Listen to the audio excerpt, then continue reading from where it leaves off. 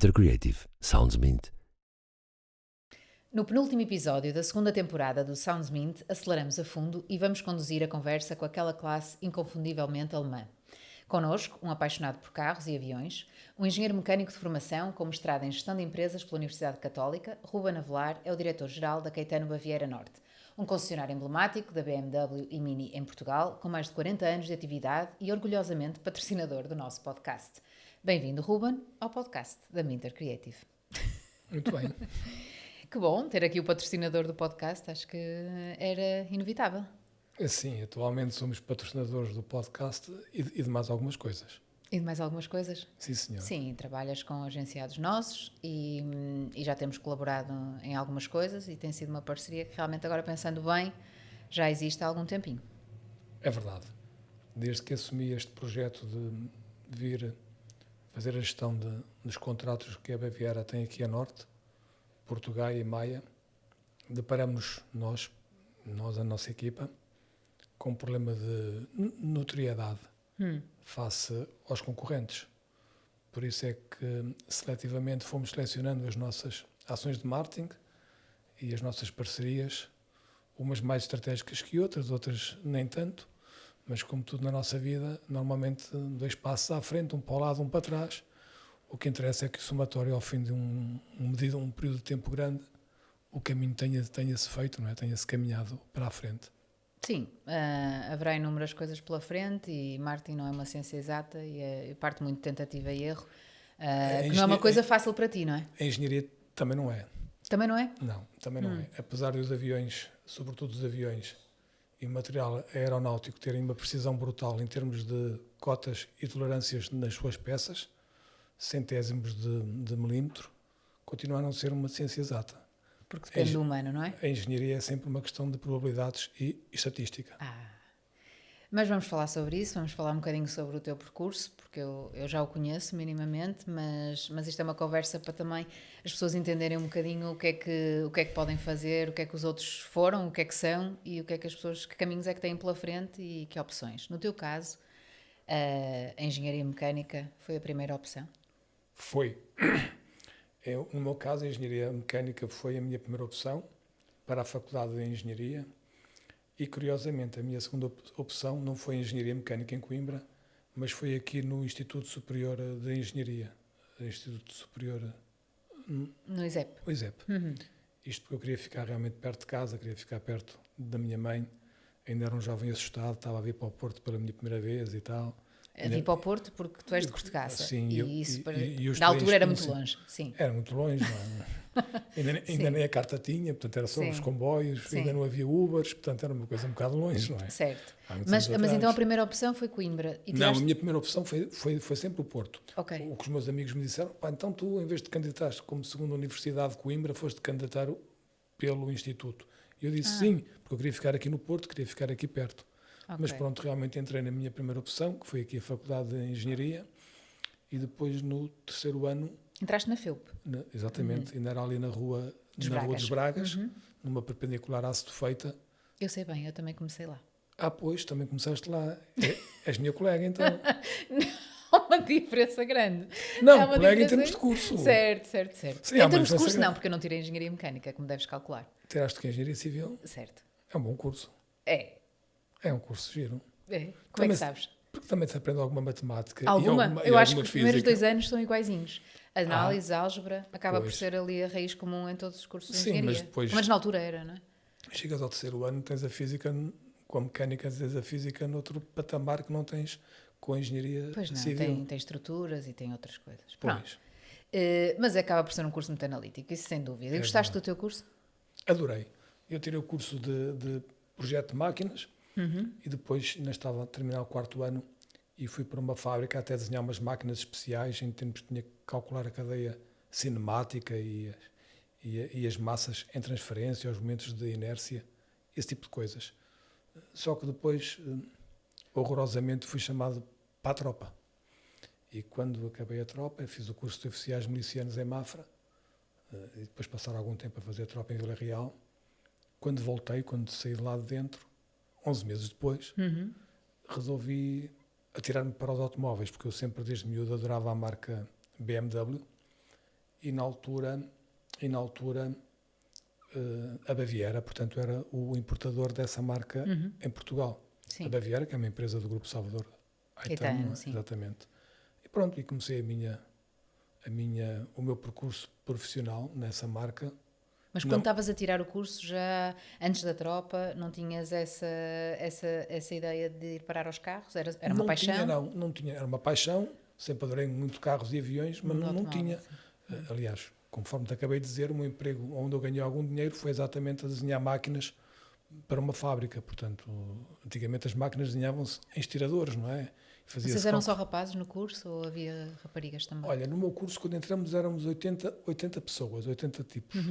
Rapazinhos, 80 rapazinhos. Sim. E lá no meio deles havia pá, umas 3 ou 4 moças, portanto não me lembro da cara delas, os nomes já não me lembro bem. Nem sabes se seguiram e se estão a exercer. Duas delas exerceram, porque uma delas, ainda aqui há dias num encontro qualquer de engenheiros, a rapariga que se chama Alexandra qualquer coisa, é aqui a diretora do Sem Fim, daquele Instituto de Formação Tecnológica ali perto da zona industrial. Portanto, pelo menos uma trabalha nesta área.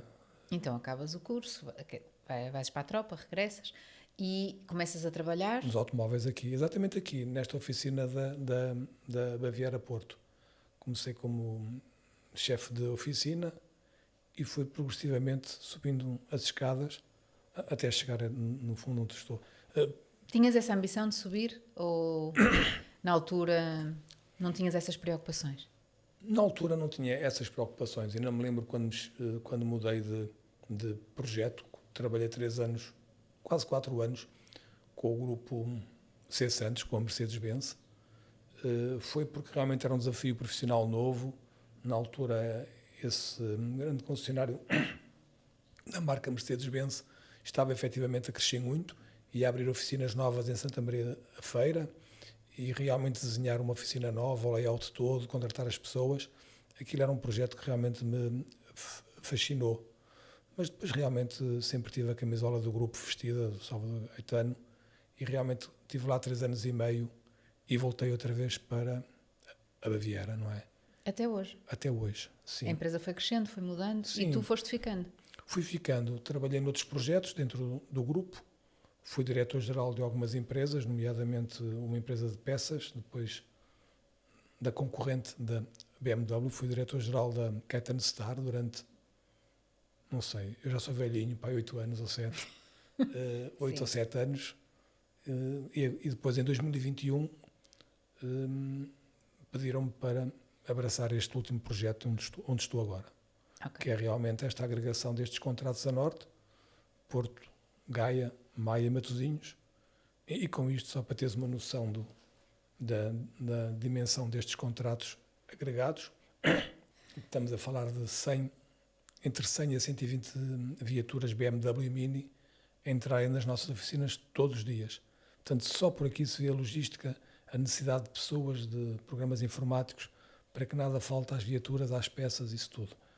A nível de venda de viaturas, também ano passado foi um ano que cumprimos os nossos objetivos, em termos de viaturas novas, entre Porto e Gaia, quase 500 carros, 900 e tal, portanto, à volta de 1.400 BMWs novos que vendemos, e minis, 200 e tal minis, portanto, se colocarmos ainda os usados, portanto, e as viaturas de serviço e demonstração, estamos a falar que ano passado devemos ter transacionado muito perto de 2.000 viaturas.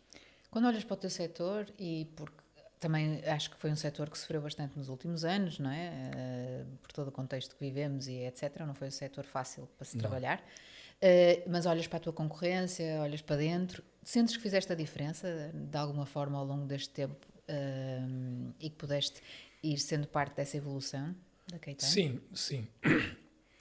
Eu, ao longo dos meus anos profissionais, ainda há uns anos atrás ainda não era os mercados, sobretudo o automóvel, que é altamente concorrencial, ainda não havia esta grande atenção para o cliente, e já eu dizia aos técnicos das oficinas e aos meus colaboradores, não é, que trabalhavam diretamente comigo, recepcionistas e chefes de oficina, que devíamos estar sempre a calçar os sapatos dos nossos clientes. Portanto, na minha forma de estar e de gestão, é sempre procurar ver como é que o cliente olha para nós.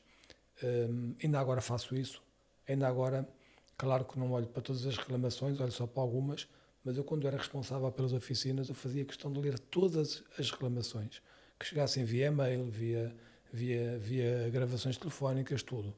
Porque penso que, obviamente, dentro daquela emoção que qualquer pessoa tem a reclamar sobre o que quer que seja, porque está mal, e uma pessoa, obviamente, como eu também faço muito isso, que eu também sou uma pessoa bastante emocional, colocamos, se calhar, pouca assertividade naquelas palavras que estamos a dizer e na situação que estamos a querer mostrar. Mas se olharmos para aquilo com observação, porque entre ver e observar há uma diferença grande. Se olharmos para aquilo com observação e rigor, o cliente está-nos a dar uma coisa gratuita, que é uma forma de nós melhorarmos. Às vezes em pequenos pormenores que nós nem estamos a reparar. E às vezes custa tão pouco fazer a diferença. Às vezes com 2 ou 3 cliques conseguimos aumentar a eficiência da nossa estrutura, a rentabilidade e a capacidade de dar resposta aos nossos clientes. Portanto, isto foi sempre uma ideia-chave, um vetor de gestão que me seguiu até hoje e que me continua a seguir. Portanto, estar, como diz o jargão popular português, calçar os sapatos dos nossos clientes. Isso é fundamental. E achas que foi isso que te trouxe algum sucesso? Mas consegues incutir isso na equipa? Eu penso que satisfatoriamente sim. Nós temos tido algumas oscilações, obviamente com os nossos... Hoje em dia as marcas são muito... Está-me a faltar aqui o termo, são muito... Controladoras é um termo um bocado forte de dizer, mas fazem muitos inquéritos de satisfação, portanto, tu levas o teu carro à oficina, 3 dias depois a marca está-te a ligar, manda-te um inquérito via e-mail, compras uma viatura nova... Há muita informação e se calhar pouco tempo de análise ou recursos para realmente hoje em dia, digerir portanto, aquilo. as marcas, seja a Mercedes, a BMW, a Ever, qualquer marca não faz isto, portanto, muitos inquéritos de satisfação. Portanto, hoje em dia, realmente, as marcas têm uma grande necessidade de ter os clientes felizes e satisfeitos. Mas há 10 ou 15 anos isto não era assim, portanto, eu penso que a diferença de algumas formas de gestão em Portugal, não só na nossa área, mas noutras, tem a ver com o facto de as pessoas terem conseguido chegar mais perto dos clientes. No fundo, é a razão de ser para a qual nós estamos aqui. É para ver clientes, não é? Se não houver clientes, isto cai tudo, não é? Como é óbvio, não é? Correto. E dependes sempre de uma equipa que funcione, não é? Sim. Que tem que funcionar. Sim. O que é que tu procuras nas pessoas que contratas? Que sejam como eu. O que é que isso significa? Eu penso que às vezes, ao longo da minha vida, não tenho problema nenhum em dizer isto, ao longo da minha vida, eu penso que deixei que muitas vezes o meu trabalho interferisse na minha vida pessoal. Deixei. Mas isto para dizer o quê? O que eu incuto nas pessoas que trabalham comigo, sem cometerem este excesso, que eu acabei agora de dizer e referir, eu penso que as pessoas têm que ver o seu trabalho como um sacerdócio. As pessoas têm que ver um trabalho como um sacerdócio. Sobretudo pessoas que ocupam lugares de gestão, não sou só eu, tenho pessoas que trabalham comigo, chefes de venda, responsáveis de oficinas, portanto, ocupam lugares de gestão. As pessoas têm que pensar a empresa não é só nas 8 horas que estão ali a trabalhar. As pessoas têm que pensar a empresa sempre, a empresa tem que estar connosco. Quando eu digo que isto é um sacerdócio, é exatamente a isto que eu me refiro. Não é chegar a casa, agora eu limpei os sapatos, à entrada de casa, no tapete, e segunda-feira de manhã torna a pensar as coisas. Não. Uma pessoa, quando vive a empresa, quando vive os seus problemas, naturalmente vai tendo ideias, não é? Aqui, acolá, ali. Portanto, porque mais importante do que estar ali a assinar faturas ou a ver mapas se a produtividade é A, B ou C, é ir pensando processos de trabalho, é ir pensando a gestão, é ir pensando novas formas de agradar aos clientes. Isto é que é importante. Portanto, é por isso que eu digo e tento incutir aos meus colaboradores esta mensagem. Encarem o vosso trabalho como um sacerdócio. E como é que tu fazes isso? Como é que isso é recebido sem que seja confundido com falta de equilíbrio na vida? Umas vezes bem, outras vezes menos bem. É normal, portanto, o contraditório também tem que existir. Portanto, as pessoas têm toda a legitimidade de emitirem opiniões, não é? Mas são muitos anos e só vês resultados quando assim é, não é? Mas vou dizer uma coisa, Beatriz, como tudo, não sou nenhum supra-sumo da coisa, como é óbvio. Tive momentos bons, tive momentos menos bons, tive tiros completamente ao lado e passo aqui a expressão, mas não há dúvida nenhuma que o meu percurso tem sido sempre em frente e tenho tipo um avião que levanta voo, tenho vindo a subir sempre, não é? Portanto, agora, é óbvio que a gestão de pessoas, a gestão de equipas é complicadíssimo, não é? Porque há umas pessoas que conseguem fazer mais matos com o teu feitio, com a tua forma de ver as coisas, outras nem tanto, não é? Funciona assim, não é? Qual foi assim o maior obstáculo que tu já tiveste ao longo da tua carreira? Se é que houve algum obstáculo assim a destacar? E vivi muitos anos sem conseguir lidar com isto, que é a forma como às vezes as pessoas me diziam: o Ruben até tem razão, mas é a forma como diz. E eu, não, isto marcou-me imenso. E não, Mas agora, sempre foi assim ou sempre te disseram isso? não, muitas vezes disseram-me isto ao longo da minha vida e eu ponho-me a pensar, e às vezes chegava a dizer: mas desculpe lá, mas eu fui mal educado, eu fui rude, eu disse alguma asneira, eu destratei, eu fiz algum adjetivo menos correto. Não, mas é a forma A como diz. frontalidade. E eu tenho-me vindo a perceber que realmente isto é uma questão cultural no nosso país. Enquanto que encontramos outros povos em que as pessoas são muito assertivas, não perdem tempo e vão diretas ao assunto, nós, nos nossos países, Portugal, Espanha, França e nestes Itália, países sim. assim, Itália e tal, as pessoas rodeiam um bocado a coisa. E a Beatriz, obviamente, tem o que eu vou dizer, sabe que é verdade. Uma reunião aqui em Portugal, se uma pessoa sentar-se com 7 ou 8 pessoas e começar imediatamente: ora, vamos lá, são 9 e 1 minuto, vamos lá começar a reunião. Se não houver aqueles preliminares, e a viagem correu bem, e o tempo correu bem, e como é que está, e como é que deixa de estar, e o tipo conta como é que veio o avião, como é que as asas tremeram, como é que aterrou e tal, papá. E repara bem nisto, Beatriz. Quando estas reuniões são assim no nosso país, é o que eu vejo mais, em cada reunião perde 10, 15 minutos. Ao longo de um ano, perdeu horas. Ao longo de 10 anos, perdeu centenas de horas. Agora multiplica a sua pessoa vezes todas as pessoas que existem só na cidade do Porto, que fazem similarmente o que a Beatriz faz. São milhares e milhões de horas perdidas em conversa, e eu passo aqui a expressão outra vez, em conversa que não acrescenta rigorosamente nada à reunião. Por isso é que o estilo objetivo, assertivo, de são 9 horas, 9 e 1 minuto, vamos lá começar a reunião, e eu, sinceramente, pouco me interessa se o avião aterrou bem do homem ou não, mas ele está ali sentado à minha frente, mas eu vou fazer a reunião. Portanto, é este tipo de coisas. Há insights que interessam, não é? Que interessa saber de onde em que situação às vezes é que a pessoa está para entender certas coisas, mas eu também acho que isso pode ser prévio à hora da reunião e tem que existir em algum momento porque nós não somos nórdicos. É este o ponto que eu noto que as pessoas me acusam muito, Beatriz, é eu ser demasiado, sei lá, frontal, talvez, não sei, nunca percebi bem a palavra. Não. Bom, adiante. Pronto, Vamos mas lá acho mudar que o rumo à conversa. essa objetividade é uma forma de estar e pronto, e está tudo bem. A nível de networking, porque também é algo que eu costumo trazer para estas conversas, e às vezes à partida pode parecer que não condiz com uma pessoa que é frontal e objetiva, eu queria saber se condiz e se é algo importante para ti, e se foi algo que foste fazendo e foste cuidando. Tenho, obviamente, os relacionamentos necessários. E como é que ele faz sentido para ti? Que tipo de networking? Faz sentido, vamos lá ver. Eu tenho os meus conhecimentos todos, devido à minha vida profissional, são basicamente sei quem é o diretor-geral que a Sociedade Comercial 600 tem, quem a NASA Motor tem, quem os meus concorrentes, a BM Caro, o Coutinho. Também tenho, obviamente, muitos amigos meus que fizeram curso comigo e que hoje em dia são diretores-gerais e administradores de alguns grupos económicos em Portugal.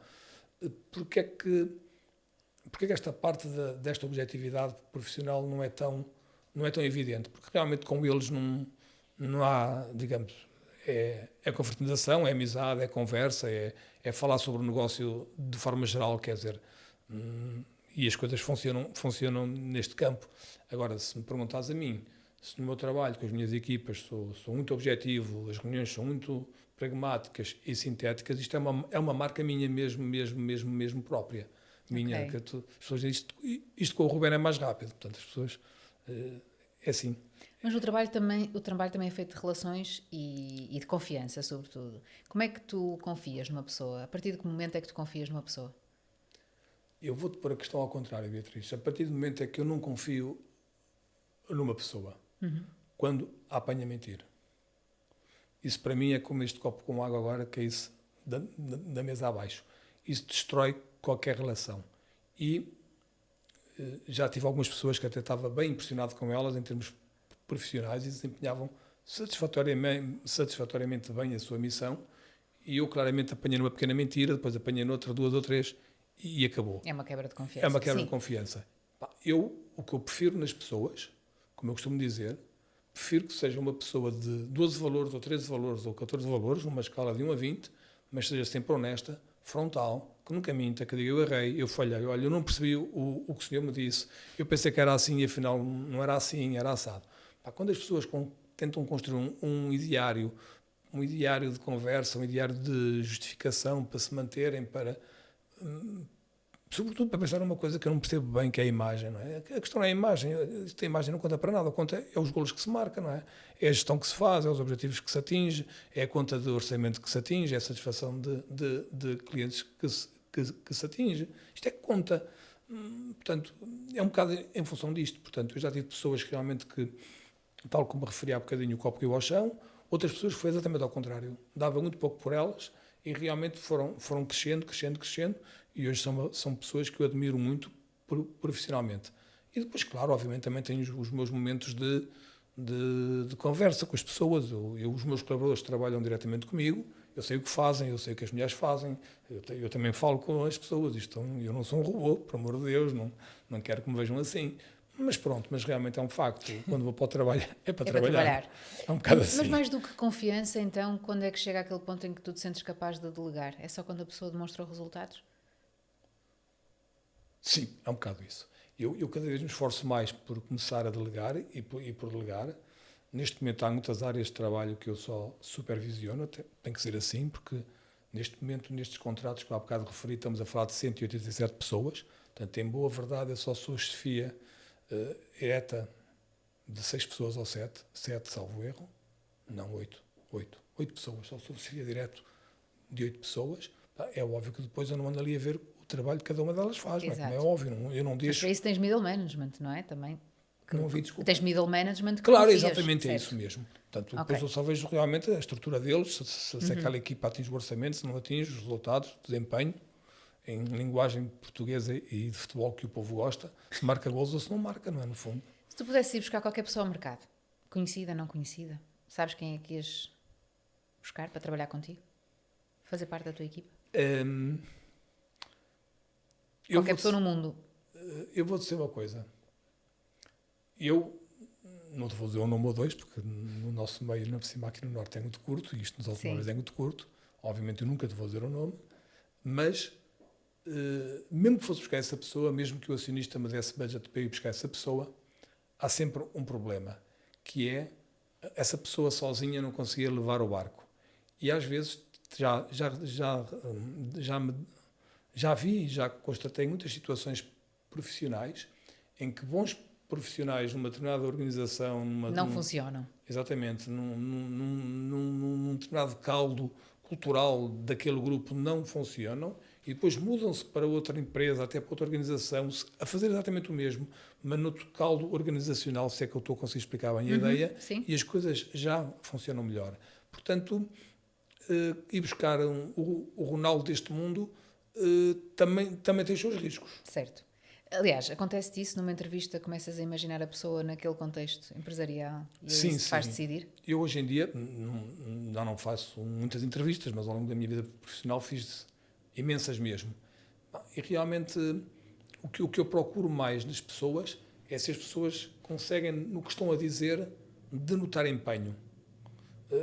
Se me perguntares como é que isto se faz, se calhar também já tenho um bocado de idade, já ando há 30 anos nisto, mas se eu não sinto aquele empenho na pessoa, aquela garra, aquela vontade de querer agarrar o trabalho, aquela vontade de se querer mostrar, se eu começo a encontrar muitas frases feitas, muito clichê de conversa, aquilo começa-me logo a acender aqui a luzinha encarnada atrás. Se vejo que é uma pessoa assim mais atirada para a frente, com menos até filtro de conversa, eu tendo mais a confiar nesse tipo de pessoas. Se me perguntaste se eu falhei, obviamente, já falhei imensas vezes, não é? Falhei com A, com B, com C, com D, com E. Portanto, não se pode fazer estereótipos disto, atenção. De forma nenhuma. O ser humano é a única coisa que não pode ser estereotipada, de forma nenhuma. E isto até nos levava a ter para outro tipo de conversa, como é óbvio. E contigo, já falharam muitas vezes a nível profissional? Se me perguntares em relação a mim próprio, A tua liderança, por exemplo. não vou dizer assim. Sentiste reconhecido sempre?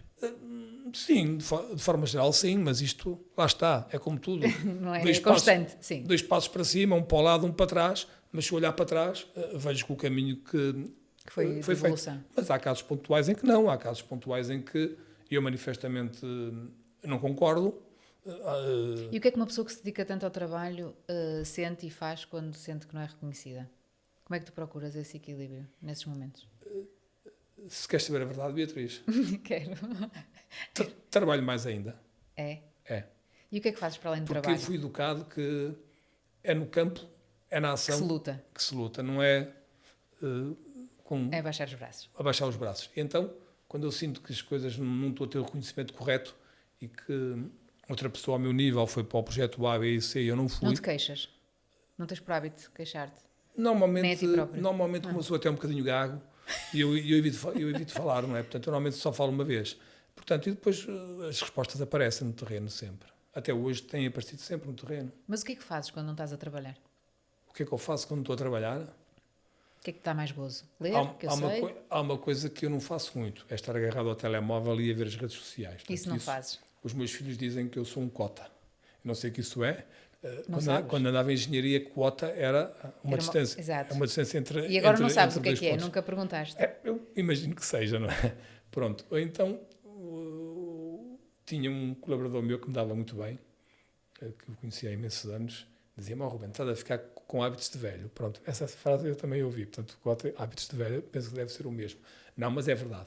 Eu gosto Não muito de perdes ler. muito tempo com o telemóvel. Não, Pronto. eu E o que gosto é que de ler. fazes? Gostas de ler? Sim, que eu sei. A seguir ao jantar, normalmente à semana eu não leio porque já venho cansado mais para casa, mas gosto de ver um programa de televisão, um National Geographic, um Discovery, uma coisa qualquer, ou então vou ali aos 7 dias, puxo para trás um programa qualquer, portanto, Desligas. coisas simples. Ao fim de semana leio bastante, ouço música e passeio. Desporto? Desporto agora, desde que tenho a minha hérnia, ando muito a pé. Faço 10 km por dia, 12, ao final do dia sempre. Gostas da natureza? Gostas do mar? Adoro. Adoro mar, adoro árvores. Adoras árvores? Adoro árvores, é verdade. Trepas às árvores? Ruben? Não, planto árvores. Ai, plantas? Não tenho problema nenhum de dizer isto, já devo ter plantado mais de 100 árvores em toda a minha vida. Ai, muito mais. Desde Adoro. pequenino, portanto. Sim, sempre adorei. Olha, na casa que hoje pertence à minha irmã, que vivia lá com a minha mãe, aquelas árvores todas de fruto que estão lá, fui eu todas que as plantei, tinha pai 16 anos, 15, 17. Portanto, é uma coisa que te relaxa, que te dá algum gozo. Relaxa. E eu sou um tipo super ecológico. Que eu saiba, além do verde, da folha que produz a clorofila, não estou a ver assim mais nada no nosso planeta que produz oxigênio. Mas a consumir oxigênio vejo. Olha, por exemplo, cada motor de avião por uma hora consome cerca de 8 toneladas de oxigênio. Mesmo assim, gostas bastante da aviação. Gosto pela questão técnica, pela máquina. Mas não tens pena de não ter seguido outra carreira? Por exemplo, piloto? Não, no meu tempo Portugal era um país tecnologicamente atrasado. Não havia assim Erasmus, não havia como hoje os meus filhos seguiram esse mundo, não havia sequer engenharia aeroespacial no técnico, portanto não havia nada disso. Portanto, Senão poderia ter sido um caminho para ti. sim, teria sido claramente um caminho para mim, mas teria mesmo. Eu na altura ainda, quando andava ali em 10º ano e 11º, ainda cheguei a dizer à minha mãe e ao meu pai: mas gostava de ir para a engenharia de construção naval, que havia em Lisboa. Em Portugal os barcos estão a acabar, está a acabar. Dedica-te mais à engenharia mecânica, é uma coisa mais lata, mais vasta e podes arranjar emprego em qualquer sítio. Este foi o conselho que eu ouvia quando era miúdo, não é? Que toda a gente ouvia. Sim, toda a gente Mas ouvia. achas que estas opções todas que eles têm hoje em dia é algo positivo ou É extraordinariamente positivo. extraordinariamente positivo? Extraordinariamente positivo, porque hoje em dia a geração dos miúdos que têm agora 20, 25 anos, 30, devido até à oferta que há em Portugal, vão para essa Europa fora trabalhar e chegam às empresas e são uns campeões e uns vencedores.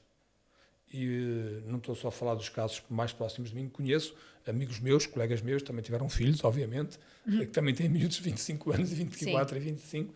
Hoje em dia os miúdos formados em Portugal, que depois vão fazer as pós-graduações e os doutoramentos, são uns campeões. muito mais do que era no nosso tempo, ou pelo que era no meu tempo, sim, porque eu sou mais velho que tu, um pedaço também, não, portanto, não dá. Que Graças era a no meu Deus, tempo. né? Graças a Deus, não é? Nunca pensaste criar algo teu?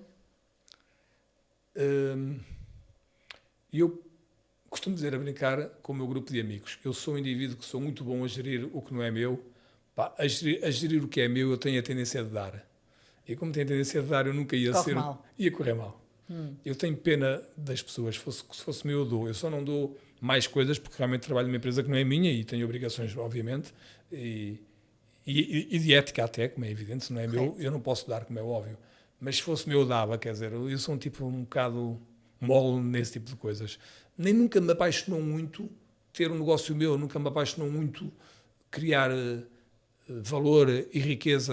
Não, eu tenho uma vida simples, sou um típico classe média, tenho os bens de classe média, não, mais do Ok. que isto, não.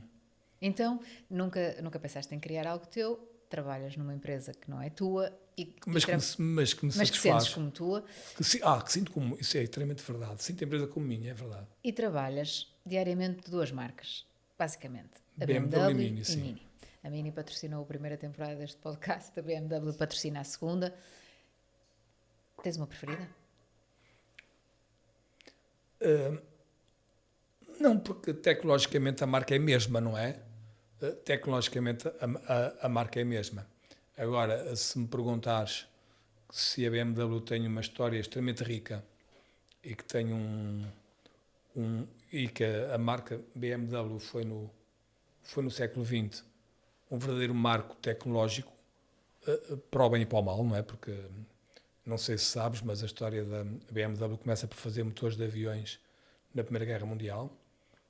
Fez um caça extraordinariamente avançado para a época, cujo modelo cujo motor foi a base, a espinha dorsal com os aviões capturados para o Serviço Postal Americano nos anos 20. Depois, nos anos 30, fez automóveis de corrida extremamente bons. Quando acabou, só um passo atrás, eu conto a história em 20 segundos. Não sei. Em 1924 criou a primeira moto, um conceito extraordinariamente avançado, que a moto, em vez de ter uma corrente, como as motas têm hoje em dia, a ligar à roda de trás, tinha um cardan, portanto era um eixo, Ok. uma coisa fantástica. Depois, nos anos 40, mas isso como todos os grandes construtores europeus, dedicou-se à guerra, não é? A fazer motores de aviões. E depois, nos anos 50, 60, a marca teve outra vez um renascimento, uma coisa, uma exuberância tecnológica que dificilmente outras marcas conseguiram acompanhar. Eu penso que é mesmo este o nome. A marca europeia que mais exuberância tecnológica teve nos anos 50, 60, 70, 80 foi exatamente esta marca, a BMW. E a Mini? É uma jovialidade que... A Mini tem uma jovialidade enorme. A Mini foi aquela marca que, nos anos 80, quando o sistema inglês mudou radicalmente e realmente houve ali a alienação daquelas marcas inglesas todas, a BMW com o seu marketing num golpe de gênio, verdadeiramente gênio, comprou a marca Mini, aliás, tal como tinha comprado a Rolls-Royce. A Rolls-Royce, a divisão dos automóveis que a Rolls-Royce tem atualmente, portanto, pertence ao grupo BMW. Portanto, realmente com aquele marketing fantástico, conseguiu ressuscitar a marca e conseguiu criar aquela marca urbana que consegue encaixar, não será bem o termo, ou até se calhar é mesmo o termo, consegue encaixar muito bem naqueles jovens de 30, 40 anos, portanto pessoas dentro desta 20, e que têm um sentido de vida simples, livre e desprendido, cool. Portanto, a marca e depois os carros também têm um comportamento de condução fantástico. Portanto, a marca renasceu, foi realmente um golpe de gênio que a BMW teve. Outros construtores europeus tentaram fazer o mesmo com outras marcas e não conseguiram. Realmente, a Mini é um caso de sucesso. O que é que achas que a Caetano faz diferente com essas duas marcas da concorrência? Já que patrocinas o nosso podcast e podemos aqui ajudar um bocadinho. O que é que nós fazemos diferente em relação aos outros concorrentes? que também vendem automóveis exatamente iguais aos nossos, produzidos nas mesmas fábricas que nós. Exato. Nós procuramos sempre que o cliente se sinta em casa. Nós, uma das coisas que temos, e isto é panágio de todo o grupo Salvador Gaetano, é darmos a oportunidade ao cliente de falar connosco sobre qualquer forma. Portanto, nós temos no grupo, apesar de ser uma coisa muito grande, temos montado canais em que o cliente pode comunicar connosco de qualquer forma.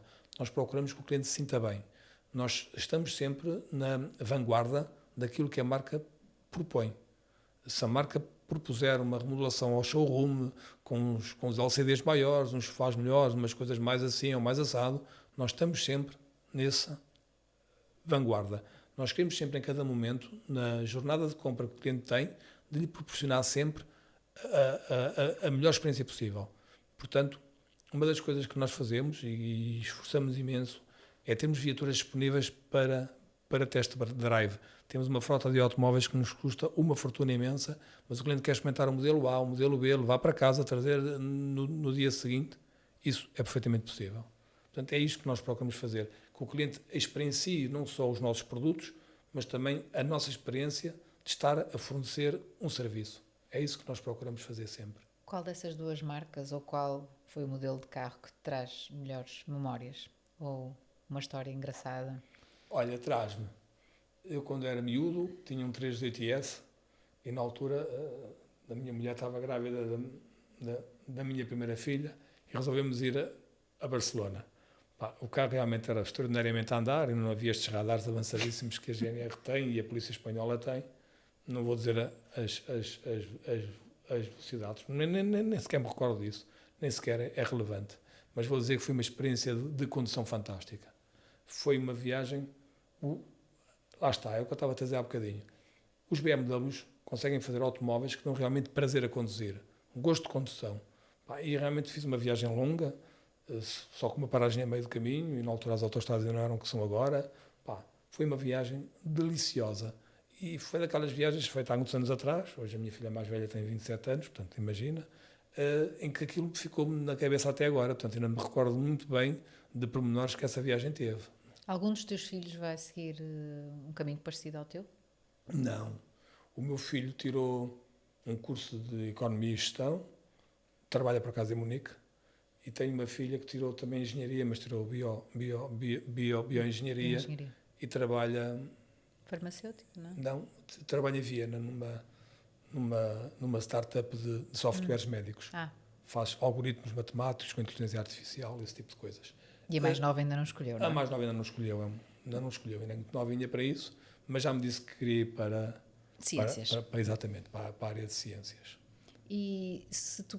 Imagino que dês imensos conselhos, eles Imensos podem ouvir conselhos. ou não, mas... A toda a gente. A toda a gente? Sim, pois era isso que eu ia perguntar. Para Os além dos teus funcionários filhos, mais novos, pronto, eu os meus funcionários que tipo mais de novos... conselhos dás? A pessoas que estão a começar a carreira?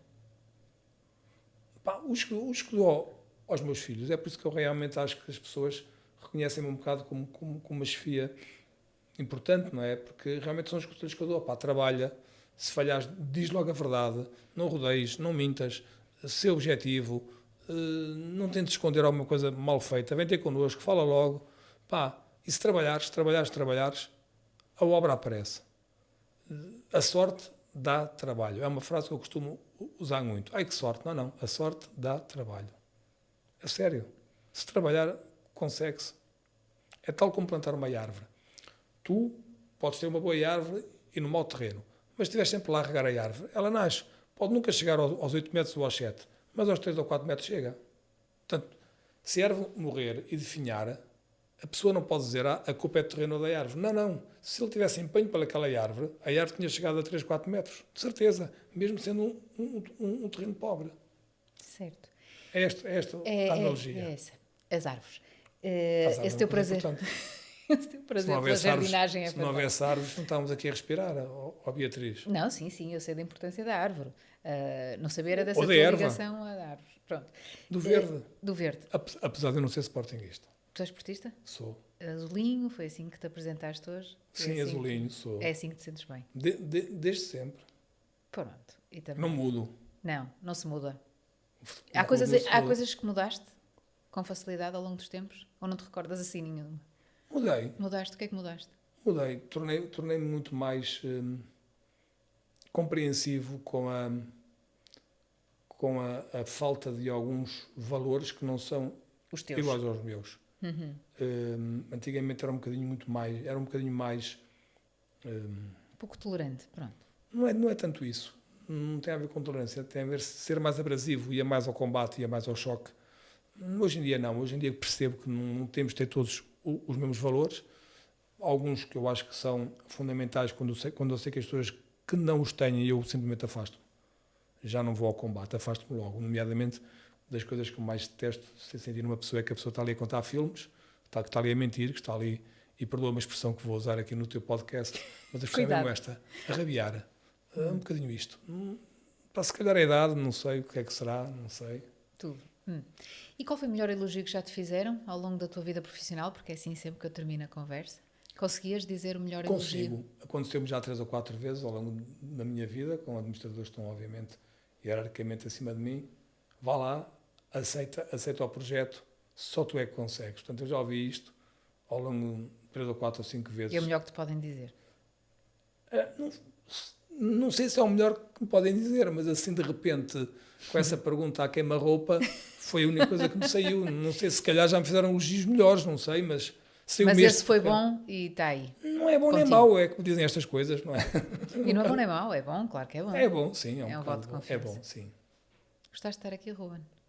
Gostei. Olha, sinceramente, já não falava assim da minha vida há imensos anos, até porque eu lembro que a última vez que fui assim a um padre à confissão que a minha mãe me obrigava, tinha pai uns 9 anos. Portanto, Fico feliz de saber que isto parece ser um confessionário. Um bocadinho. É. Não, mas eu gostei. É ir atrás e perceber como é que se chegou até aqui. Pronto. Sim, senhor. Gostamos muito de ter aqui, Ruben. Muito obrigado. Mega patrocinador do nosso podcast. Sim. Chega quase ao fim da segunda temporada. Estamos quase no fim. E obrigada. Obrigado eu.